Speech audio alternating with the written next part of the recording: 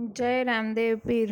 ભગવાન શ્રી રામદેવજી મહારાજની આ વાર્તા છે. ભગવાન રામદેવ પીરનો જન્મ આશરે 600 વર્ષ પહેલાં થયો હતો.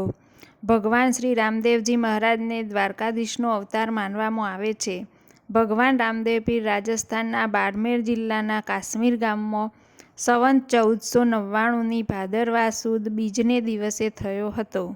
તેમની માતાનું નામ મિનલ દેવી મેણા દે હતું અને પિતાનું નામ અજમલ રાય હતું.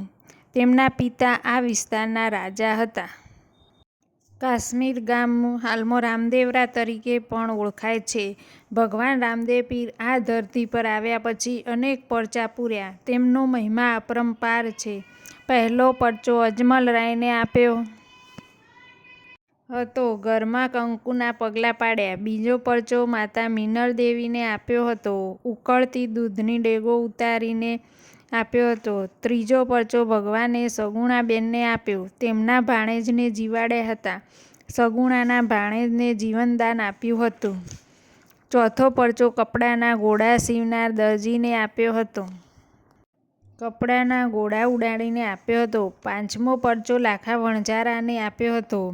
મિસરી ભરીને જતો હતો ત્યાં મિસરીની લૂણ બની ગઈ હતી. આવા અનેક પરચા પૂર્યા અને રામદેવજી મહારાજે ઘણા બધા સારા કાર્યો કર્યા.